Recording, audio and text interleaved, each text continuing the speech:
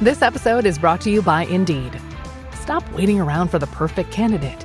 Instead, use Indeed sponsored jobs to find the right people with the right skills fast. It's a simple way to make sure your listing is the first candidates see. According to Indeed data, sponsored jobs have 4 times more applicants than non-sponsored jobs. So go build your dream team today with Indeed. Get a $75 sponsored job credit at Indeed.com/podcast. Terms and conditions apply.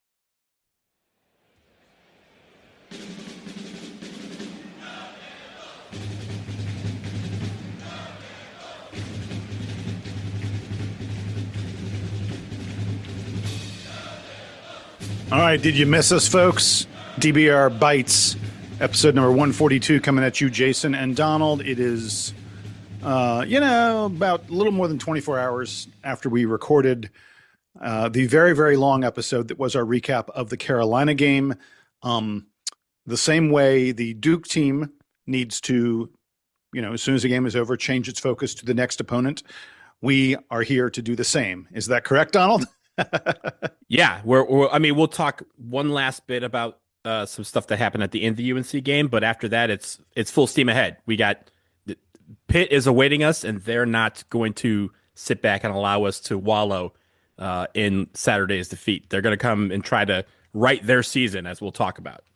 Yes, that is entirely accurate, and we'll be talking about the Pitt Panthers in just a moment. But as you said, we want to sort of finish the conversation, so to speak, with some comments from Jon Scheyer about the court storming incident that happened. There's been a lot of folks talking in the media, in the college basketball world, about the court storming that happened at the end of the Duke-Carolina game, about Jon Scheyer coming in the interview room and very calmly, not in an angry kind of way, saying, yeah, member of the team, member of my staff got punched in the face, got assaulted.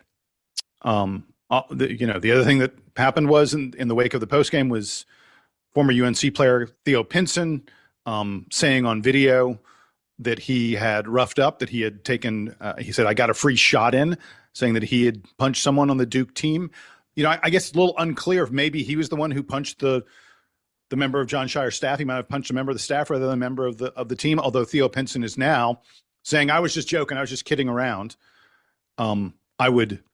I would say that anyone who thinks it's a joke, that we should laugh and poke fun at the fact that we committed assaults on an opposing team that was a visitor in our arena. I'm not quite sure what's wrong with you to think that that's funny. That's something to joke about. Ha ha. I committed assault. Ha ha. I tried to start a riot. I mean, what is Theo Pinson even thinking? But he's come out and apologized. So I guess we all just need to move on, right? Well, look, I'll push back slightly on the fact that Jon Scheyer was calm. I mean, calm is not the right way to describe it. Was he in control? Absolutely. Was he passionate about defending his team and his staff? Absolutely. And his family, even more so. I know that's kind of I didn't what mean you to were imply going that. with, but I want to make that clear that it wasn't that he came in and calmly said, oh, well, our guys were hit, but, it's going to be fine. He was passionate about it. He wanted to make sure it was known that that was not okay, that this was not what the rivalry is about. It's not what any game should be about. And the fact that UNC's AD came out and apologized in spite of people saying that, oh, this wasn't true. He came out and immediately apologized because he knew it was true. He saw some of the video that you and I have seen, Jason, out there about bottles being thrown at players and just the overall unsafeness of what happened, not once, but twice. It should be noted that UNC was fined for it. They weren't fined twice. Correct. But they were fined once for it, the $50,000 for a first offense that the ACC happens. And like we kind of talked about, it does not go to Duke. So it's not like we're made whole by this, but it's more of a, hey, at least something happened here. Yeah, and so like we said, we want to get to Jon Scheyer had a news conference earlier today. He, along with all the other ACC basketball coaches, Donald, you were on that news conference, and the very first question that was asked of him was about the court storming and about the condition of the member of the staff. Let's have a listen really quickly to what Jon Scheyer said about how his team was treated and the condition of one of his staffers in the wake of Carolina's assault on the Duke team at the very end of that game. Yeah, so he's fine, and he's fine. But after the game, what happened was I came back in the locker room and I see he's got a bloody lip and he's disheveled and he didn't know what happened. He got trampled on the floor. Um, and that was my main concern after the game. That's why I said what I said. And it was not a good situation, but he's doing better. He's fine, ready to move on. I don't have anything more to say other than that was a very unsafe situation for him, our staff, our families, our players. And I'm big boy. We can take losing. Great college game. Carolina played great. But yeah, he's doing better. Donald, bloody lip, you know, dude looks like he lost a fight. But John Shire says he's doing fine now. Yeah, I guess. Are we supposed to put this behind us now? Are we supposed to still be outraged? I don't know. I'm still outraged. I'm mad. I don't know how we're supposed to feel here, dude. Give me help. Help. Let's put it this way. Let's go to one of my favorite movies, The Replacements. Shane Falco says, pain hurts, chicks dick scars, glory lasts forever. And we'll get our glory back in 3 weeks. I like that. That works. I guess that works. I mean, because there's not much. I get heated when I talk about. Yeah, no, it's fair, right? Because you think about it, in this new schedule that we have, this is the one team that we can avenge a loss against, right? Like, it's the one team that we're going to see a second time, over the rest of the season. Well, we already saw Louisville twice, but yeah. What I'm saying is the rest of the season, the rest of the regular season, I'm sure we'll see. I bet we see some teams in the postseason that we might have already seen during the regular season, obviously. But this is an opportunity for us to avenge this and not necessarily get our lick back. If you know, you know. But it's about doing it where it hurts, on the scoreboard, in Cameron, on our final game of the season. Hopefully it's a game where we can return the favor on the scoreboard in the loss column and then have the class to walk off the court as we normally do, nobody rushing it and saying, hey, we got our win back. Now let's focus on the next play. Well, again, I want to say something. If Duke wins in dramatic fashion in the final seconds, if Duke wins by blowing them out by 30, if people want to rush the floor, I have no problem with that, as long as it's done in a safe way, as long as there is not a threat to the opposing team. Let the other team get off the floor, and then do whatever you want. I've got no problem with any of that. I think it's a ton of fun. I remember doing it when I was in school, but I think we just need to make sure everyone is safe, because at some point someone's going to get hurt. In fact, in the past, people have been hurt. There was an article someone sent me today, I want to say from 2013, about a high school athlete where someone rushed the floor and this guy was like severely, he was hurt in a way that's going to be permanent for the rest of his life. At some point, something like that is going to happen to a college athlete. And then we're all going to be like, oh no, this is terrible. I want to be on the record as saying that I think it's terrible, even though no one's been hurt yet. Well, I will say, look, if you think that this game won't be scrutinized in 3 weeks, if something happens, it's going to be scrutinized. I promise you that Duke has a plan in place for post game, even if they know we're not going to rush the court. I don't think this is going to be a situation where we're going to rush the court in any situation, in any scenario, whether it's a buzzer beater. Sure, we might go nuts in the crowd, but I promise you, John Shire and the staff is going to be like, hey, let us, celebrate, but let's do that in the stands. Let's not give them any reason to come back and say everything that we talked about just now is worth nothing because we did the same thing. Like, they're going to make sure that that's nipped in the bud quickly. Yeah, sure. If we destroy them or we pummel them, or if it's a buzzer beater, Jason, yeah, sure, there's going to be celebrations, but they're going to be like, hey, do that outside where we can do it all night long. And I promise you that's going to be the message ahead of a couple weeks. But we still got a lot of basketball to talk about before then. Yes, so let's get to the Pitt Panthers. Let's get to looking ahead to the next game. I feel sorry for Jeff Capel and Pitt, because Duke's probably more than a little bit pissed off about what happened on Saturday. Donald, if I can, before we get into Pitt as a team and what they've done this year, can I just briefly talk about Jeff Capel just for a little bit? Because Sure. I think that this is, I think Coach Capel's seat is probably getting at least a little bit warm. Jeff is in his 8th season at Pitt, and they've only made the NCAA tournament one time.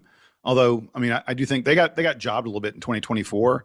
They were Ken Pomeroy's number 33 team, number 33, and they missed the tournament. That was pretty rough. And he frankly had them. They were like a top 60 team for like 3 years in a row. But this season has really, really been a major step backwards. The thing that he has working for him, the thing that works for Jeff is after they were really good in 2023 and 2024, because they were really good both those years. They made the tournament one year. They were, top 35 the other year. He had a coaching contract that was going to end in 2027, but they signed him to a 3-year extension. So Capel is now under contract until 2030. And believe it or not, I was a little surprised to find this out. He's like one of the top 25 paid coaches in all of college basketball. Like he makes right around $3.7 million a year. Look, I don't know all the specifics of his contract, Donald, but he's under contract till 2030 at 3.7, 3.8 a year. If they wanted to get rid of him, they'd owe him more than $13 million. Pitt is not a super rich program. I mean, NIL, funding their NIL is one of the things that I think has been holding that program back at least a little bit. So a $13 million buyout for their basketball coach, I think that probably keeps Capel around at least for a little bit longer. And, the other thing to mention is he's done a pretty nice job of recruiting, identifying guys who are good players and developing them. I mean, let's not forget, just a couple of years ago, they had Bub Carrington, they had Jalen Lowe, who were not highly touted recruits. And Capel turned Bub Carrington into an NBA first-round draft pick. He turned Jalen Lowe into one of the better point guards in college basketball, even though Jalen Lowe has had an injury-filled season for Kentucky this year. The problem is those two guys are no longer in the program. But he's got a pair of nice recruits coming in next year.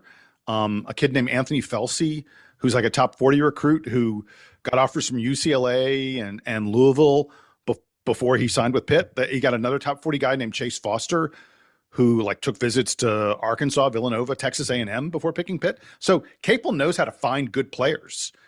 And once they get there, he does a good job of developing them. They've got a couple freshmen this year who are looking pretty good. But I just wanted to say, so folks are aware, if you haven't really followed what's going on with Pitt, Jeff Capel's seat a little tiny bit warm. I don't think this year's the year, but he needs to get it done at some point. It's interesting because, again, it kind of uses the flow into what they've done this year, but he recruits, and we know Jeff Capel. Like Jeff Capel, playing, coaching, has always had the same demeanor. He's tough. He's tenacious. He wants his guys to play like that, physical. And that doesn't always translate in college basketball. It's great to have a bunch of guys who are going to be physical and tenacious and just do the dirty work, so to speak.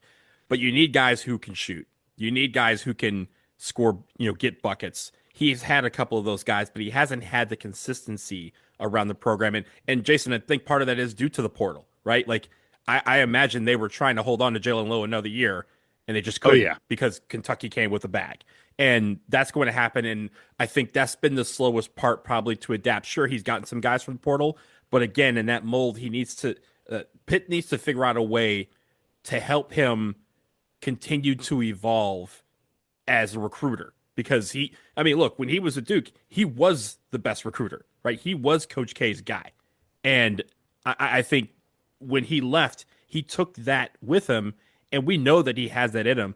But the problem is there's probably a ceiling that Pitt has that Duke doesn't. And that ceiling is way lower than Duke's is. And I think that's what's probably holding him back. But on the court, Jason, as we translate into what they've done this year, on the court has not been great. And this year has probably been the worst in the last 5 or 6 years that he's been at Pitt. They're 9-15 this year. They're tied for last in the ACC with a 2-9 conference record. They have top 100 wins against Ohio State and an overtime win in conference against Wake Forest, but they do have 3 really bad losses. one to Quinnipiac, who's 208th in KenPom, one to Oof. Hofstra, which is 104th. Again, not terrible, but you should beat a Hofstra. And Boston College, who's sitting in the basement with them in the ACC.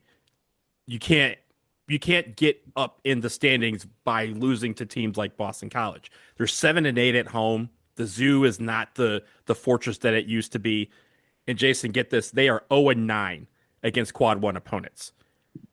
Any team that comes into their house or they go on the road to see them that is of any decent quality, they have lost to so far this year. And that's what's been really, and some of them have been bad. I think that's the real thing is you've seen in talking to him and watching him in the press conference today, there was a lot of angst about how to get his team motivated to play the way they need to get wins in the ACC, a much improved ACC. It feels like the ACC improved and left Pitt behind with Boston College in a way. And that's what he's trying to overcome. And it's difficult when you see, just like a shooting slump, you need the ball to go in the hole before you can kind of realize that it can be done. Yeah. But it takes sometimes a long time for you to see that happen, that positive thing happen. They're looking for a positive spark, and they're hoping that they can use the motivation of Duke coming to town to try and spruce these guys into action. But as we look at some of the things, this is a quad two game for Duke. 122 in the net, but this is a road game. So it's still a quad two game. But when you look at the metrics, 122 in the net, 101 Evan Mia, 108 in KenPom, and 111 in Torvik. So all of these metrics kind of have them firmly seated among the bottom 2 or 3 teams in the ACC. And Jason, as you get into the metrics show why this team has not been performing great on the court. Yeah, and you point out that they that they're struggling in all the metrics. They've been like they were like right around a top 100 team prior to ACC play beginning. And then since they've played worse, basically that's what I'm saying, since ACC play began.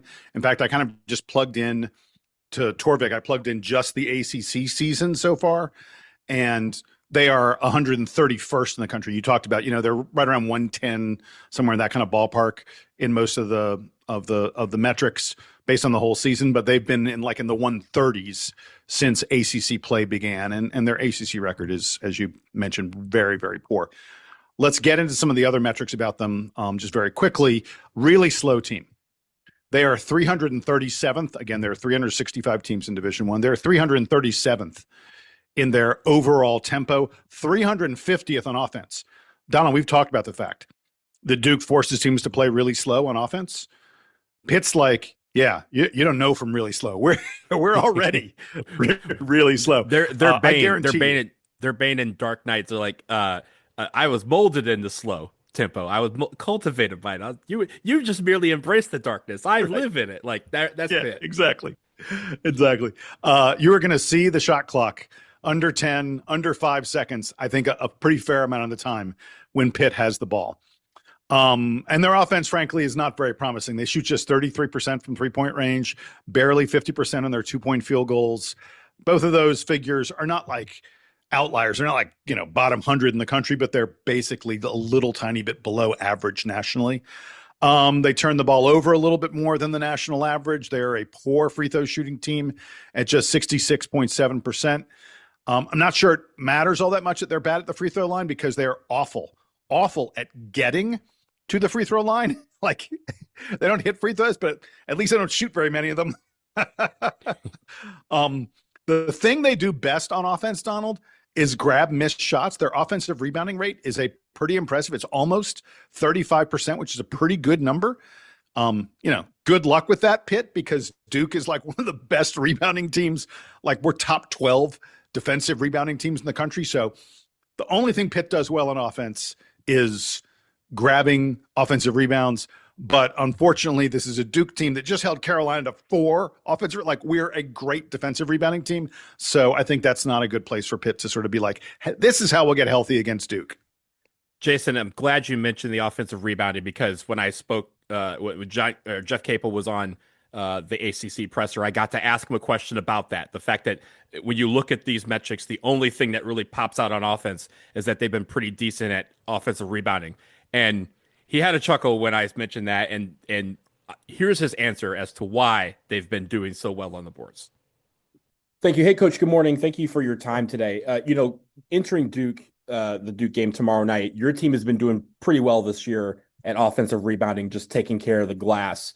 That's obviously going to be a major matchup. What do you look for in that matchup with your, not just your bigs, but all of your 5 guys on the floor crashing the boards? Yeah, well, we miss a lot of shots, so it gives us a chance to rebound, I guess. And Roman Cialepa has been really good at offensive rebounding. But this is a different challenge, again, with their size. Boozer's one of the better rebounders in the country, offensively and defensively. We know that that'll be a point of emphasis for them.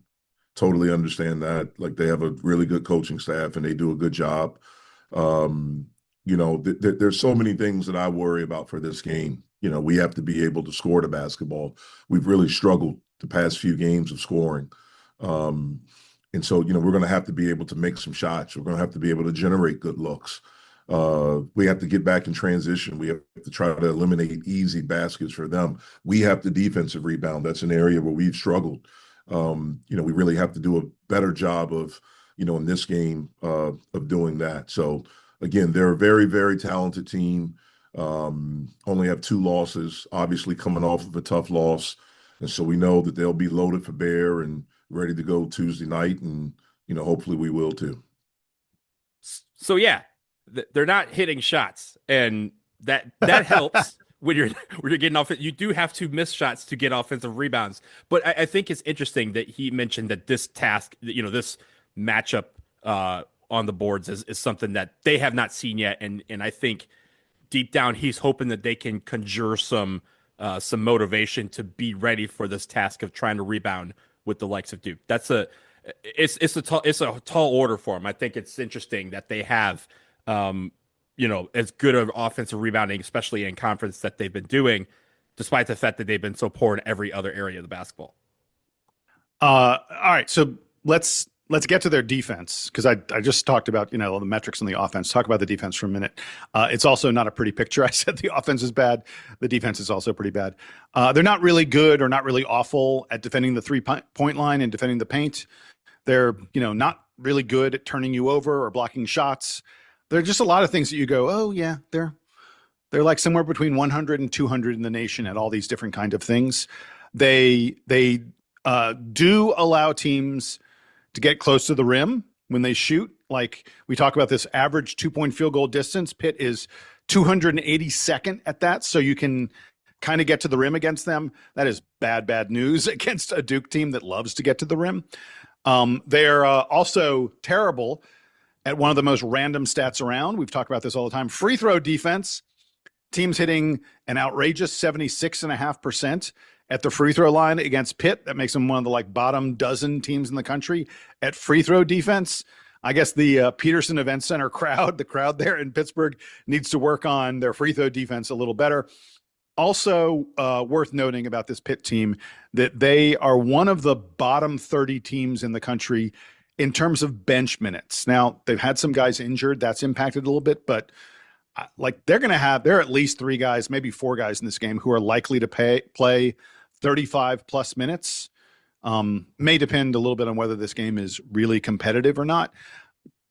The bottom line is that Capel just doesn't have a lot of guys in this team that he trusts to play against, a good opponent, play in a competitive game.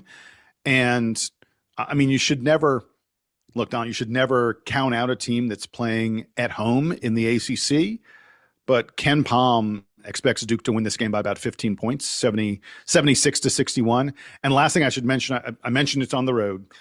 Pitt is playing in the Peterson Event Center. I went ahead and looked because I was struck by this. So the Peterson Event Center seats 12,500, which a fairly decent sized. It's one of the bigger courts around. It's a nice one. I've been in there. Yeah. So they played Louisville earlier this year. They got 6,000 people in there. They played NC State. They had about 5,500. They played Wake. They only had 4,900 people. I mean, I'm sure they'll get a nice crowd for Duke. Against most opponents, this stadium is less than half full, a lot less than half full. I'm sure against Duke, they'll probably get 8,000, maybe 10,000. I don't know. Maybe they'll even sell it out. But that's because there's going to be a lot of dark blue, of Duke blue in that stadium when we play them Tuesday night. I always compare what they've done over the court, what a team does over the course of a season to what they've done in conference. KenPom, as you know, Jason, allows us to kind of tabulate between conference stats and overall season stats. And all of the overall stats that you mentioned with regards to effective field goal percentage, 3-point percentage, and 2-point percentage are all worse in conference. They're 18th. They allow 57% effective field goal rate. They allow 36.8% from 3, 58% from 2.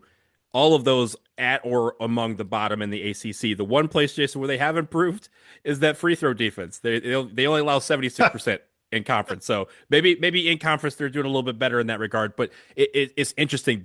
You could just see the palpable struggle that they've had once they've hit conference play, and they just have not seemed to really get out of it. All right, we're going to take a quick break. On the other side, we are going to tell you which players you need to watch out for and a little bit more of Donald's chat with John Shire about what to expect from the game against Pittsburgh. Hey there, new year, big goals, no time to cook. Factor makes it easy with fully prepared meals designed by dietitians and crafted by chefs so you can eat well without the shopping or the cooking. Always fresh, never frozen, ready in about 2 minutes. No prep, no stress. Jason, Factor meals are made with quality, functional ingredients including lean proteins, colorful veggies, whole foods, and healthy fats.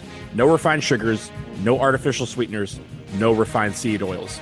For me, Factors were ones that fit my goals and my schedule. Healthier eating, calorie management, more protein, and ready quickly so I can fuel for the rest of the day. Yeah, so head to factormeals.com/DukeBB50off.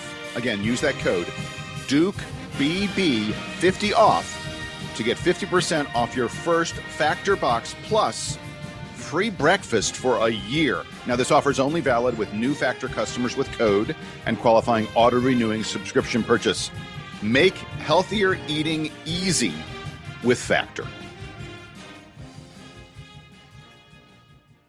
Support for Fans First Sports Network comes from Big Fork Brands, bringing bold bacon sausage, paleo pork jerky, and Chicago-style sauces to your table. Enjoy rich, smoky flavors made with sustainable ingredients and chef-crafted care. Big Fork uses 100% heritage hogs raised outdoors without antibiotics and has been featured by Food and Wine, the Chicago Tribune, and QVC for their bold flavors. Listeners visit bigforkbrands.com and receive 20% off at checkout using promo code FFSN. Bigforkbrands.com, promo code FFSN. Thank you for your support of this show.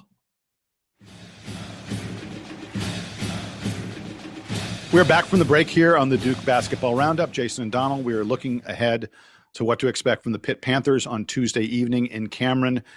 Donald, I'll start with this. We're going to talk about the players now. And one big question for Pitt is whether they will have sophomore wing Brandon Cummings for this game. He's missed their past 2 games, probably with an ankle injury. He had an ankle injury earlier in the year. They haven't really said exactly why he's missed games, but it looks like it's probably the ankle injury. And he's been their leading scorer this year at about 12.5 points per game. Jason, it's funny you mentioned that because on the press conference today, it wasn't even just about this game, but Jeff Capel said he wasn't sure if he would have Brandon Cummings the rest of the season. So whatever is happening is pretty bad. I guess they haven't really conferred with doctors on what the best course of action is, but don't expect them tomorrow night. And that's a huge blow for them, especially you mentioned earlier how deep they are not, how they don't rely on their bench a lot, but they've really had to stretch with a couple of guys out. And now with Brandon Cummings out, that's a huge blow, especially considering he's their leading scorer. I wonder if they're tanking to get a good draft picker. Oh, wait, sorry, wrong sport. You could get G League players now. Maybe they're drafting from the G League. I don't know how it's going to work. Yeah, exactly. NIL, Jason, is faster than we are, so we'll see what happens. Yeah, exactly. Yeah. Brandon Cummings is a good player. That's unfortunate for them. I mean, like he had 29 against Syracuse earlier this year, 23 against Georgia Tech. This is not a Pitt team that has a lot of guys who can create their own offense, and Brandon Cummings was one of those guys. they have a lot of sort of, I feel like the way I described them in terms of the metrics, got a lot of, they're not good, but they're not awful, that kind of thing. That's kind of the same with their players. They've got like 7 guys who average between like 7.5 and 12 points per game. And so I'm not even sure who I need to focus on. Their point guard is a guy named DeMarco Minor. He came over from Oregon State. He hits about 36% of his threes. He's probably their best outside shooter. He's actually got he's only 6'0", but he's got a fairly solid frame. And I think that may allow him to not get pushed around too much by the Duke guards who are much bigger than them. I think Pitt's most important player is probably big man Cameron Corrin. He played 2 years at Florida State. He's now in his second year at Pitt. He's their second leading scorer at 12.3 points per game. Although if Brandon Cummings is out, Cameron Corrin becomes their number 1 leading scorer. He's their leading rebounder, 7.6 rebounds per game. He's not a great shot blocker, but he's a solid presence in the lane. And at 6'10", 235, he's the only guy on this team, the only one who plays very much. They've got another guy who's a deep bench guy who's not really significant. He's the only guy on this team who's over 6'6". I think that Cameron Corrin probably matches up mostly with Patrick Gungba, which raises the question of who's going to guard Cameron Boozer. And I think that probably falls. They've got a 6'6" guy from Australia. Now he's a freshman, even though he's one of these guys who's played international ball for a little while. His name is Roman Siulipa. I think I'm probably pronouncing it wrong. Siulipa, something like that. I think it's Siulipa. Anyway, okay. Undersized power forward at 6'6", but solid guy, 225 pounds. Just so you know how strong he is, he played both basketball and rugby back in Australia. So my man he'll push on you a little bit. He played a few years, like I said, of pro ball over there before coming over to the States. He played, interestingly enough, for the Australian under-19 team at the FIBA World Cup last summer, which means that he played against Nick Hamenia because Nick Hamenia was on Team USA. And Roman Siulipa was really good in that FIBA tournament. He averaged almost 19 points per game, 8.1 rebounds per game. When he played against Team USA, he had 19 points and 12 rebounds. And that means, like he was playing against, like I said, Nick Hamenia, AJ Dibansa, Koa Pete, some really good college players. So this is a guy who may be someone to really watch. Now, he's only averaging just a shade under 10 points per game, 5 rebounds per game for Pitt. But I mentioned a while ago that they are a really good offensive rebounding team, this Pitt team. That's because of Roman Siulipa. That dude is far and away their best offensive rebounding threat. He's got a really good nose for the ball. And if they manage to keep this guy around for a couple of years, he could be a really good player for them at some point. But he's the guy. He's going to have the job of trying to slow down Cameron Boozer after Cameron Boozer just suffered a very frustrating loss. I don't feel good for your situation Tuesday night, Roman. It could be a tough one. But I don't, and like I said, there are a bunch of other guys for Pitt. I could be wrong. Some guy could just go off for 30 out of nowhere. It's hard to project who on this Pitt team will be, the guy who sort of steps up for them. And since Brandon Cummings has been hurt, I believe he got hurt during the Clemson game. And since he's been hurt, they've had 2 games without him. And Makari Moore and Kieran Mullen have been the 2 guys that have come off the bench a little bit more, but they're not getting a lot of minutes, Jason. I think in one game they combined for like 3 minutes. For 10 minutes. One had 3, one had 7. And one game, I think one of the guys, and it fluctuates who gets more of the minutes.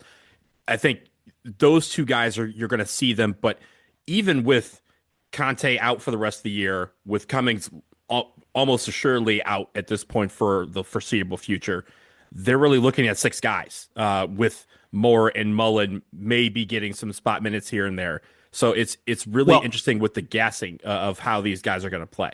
Well, Kieran Moore is the key one. I didn't mention him, but I alluded to him earlier. He's 7 feet. Right. Kieran Mullen, yeah. Mm-hmm. Yeah, he's 7 feet, 220 pounds. Now, he's just a freshman. He's not highly touted, and he has not played big minutes. But if they feel like they're getting overwhelmed on the boards or something like that, they may go, okay, we need to give this guy a shot. He's a pretty good defensive rebounder, by the way. He'll 7-footer. He's going to grab some defensive boards, which is really important for them. But he's just, doesn't look to be a player who's really like this level of opponent is not a good situation for Kieran Mullen. Yeah, it's just interesting with, again, the rotation they have, the lack of rotation that they're going to have, and especially with two guys that are very important to them being out. It's going to be a tall test for Pitt, especially just with the rotations. I think one thing, Jason, as we lead into the things to watch is let's see how physical they get as a result, because that's, again, a traditional, like, kind of attribute that Capel teams have. And if you don't have that many people coming off the bench to try and spell you, it's hard to get physical because that just makes you expend more energy, especially if you're behind the 8 ball and trying to catch up. So it's going to be interesting to see how that works. Another one, Jason, that I have, and this is kind of something we've seen over the last couple of games. The 3-point shooting for Duke has kind of regressed over the past 5 or 6 games. We've had, you mentioned Isaiah Evans in the last game. You've mentioned what he has done over the last 4 or 5 games, shooting just over 20%, which is very far off from his normal 35%. And Duke as a whole has been down lately. So on the press conference today, I asked John Shire about the 3-point shooting and what it's going to take necessarily for him to, or at least for the team, to get some of those open looks to go down. So here's what he had to say. Thank you. Good morning, John. Thanks for your time this morning. I asked you about the game tomorrow. You mentioned some of the slow starts in the second half, but a lot of that has happened with results of the 3-point shot. What have you seen from your 3-point shooting over the last few games that maybe you can improve on as you enter Pitt? Well, I think, look, I want to shoot a lot of threes and make a lot of threes. I think it just comes down to taking the right ones. And when we take good shots, we've shown we're a really good shooting team. And when we fight for the rim in different ways, those threes open up even more. And it's pretty simple for me. So we got to make sure we keep working for those shots. If we don't have it right away, we got to get to the next side. We got to get to what's next. And I have to help them. I want to help us with getting a little bit better movement. And then when we have our moves and have our opportunities, being stronger to fight for them, being stronger to finish them. Excuse me. So Jason, it's interesting. He mentioned trying to get them in the right positions, but at a certain point, some of those open shots have to go down and some of these contested shots have to kind of go away. So I'm not a coach, but one of the things that I think has been in somewhat of a correlation to the regression in shooting is the fact that we're not moving the ball as well. Our assist rate has gone down about the same pace or about the same rate over the same time frame. And as we mentioned before, it's mainly because we're getting the ball in the post and you have Cam Boozer or Pat Gongba kind of backing down or somebody driving to the hole and taking the assist out of that particular play. But I think where we have always been the best team, the best version of ourselves has been when we're moving the ball around and getting a good shot passed up to a better shot in a better position with a player who's ready to shoot. That has kind of gone by the wayside, and I think also that's lending itself to some of the shooting going down. So it may go hand in hand, but I think better ball movement could help with some of that outside shooting. What do you think? Dude, I mean, whatever it takes to get those threes to fall, I'm in favor of it. I feel like Duke, you're right, that the assist rate has been down for this Duke team in recent games. I still feel like they move the ball pretty well. Like, I feel like the threes that we get seem like they are good open threes. Look, certainly Dame Sarr took wide open threes in the last game. For the most part, I feel like Duke has gotten good looks. Isaiah Evans, some of the shots that he's missed lately have been really good looks. So I'm not sure what it takes. And it could, the other thing is with 3-pointers, sometimes it's just sort of like you ride a wave.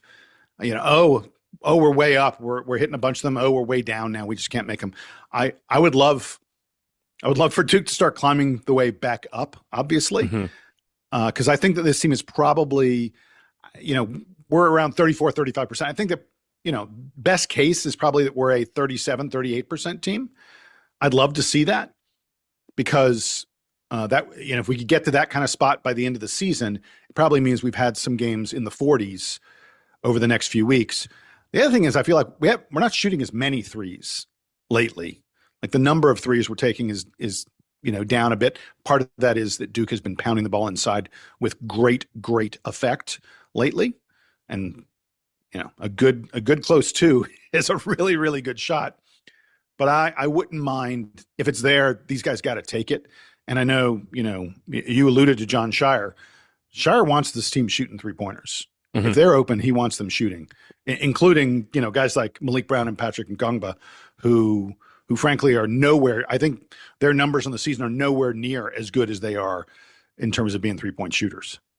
Yeah, and you mentioned the balance, and earlier in the season we saw the balance kind of skewed towards 3-pointers. We were shooting more threes than we were twos at a certain point in the season, and that's kind of gone by as we started putting the ball in the post. But you mentioned the post. I think the last thing that I have here in the things to watch is don't give Pitt any breathing room with bad shots. And what that means is if you're looking at the metrics in conference, Pitt is second to last at average 2-point distance defense, right? So they're basically saying, hey, come on in, guys. The paint is yours to take, so let's take it. If we have those opportunities inside the paint close to the rim, we need to capitalize on them. What we didn't do last game is capitalize on some of those inside the paint. And sure, we don't have to rehash why that was taking place with one foul in the second half, but you still have to be able to play through contact. And as I mentioned, the question of whether Pitt can be physical all game with 6 guys really getting the majority of the minutes, and the opportunity for a guy like Cam Boozer to get to the free throw line over and over and over again if he's not making these shots, that's going to be something that they can test. And again, as they start to pack down inside the paint, that may open up more avenues to pass out for an open look. But I also think that the best thing we got is our inside game.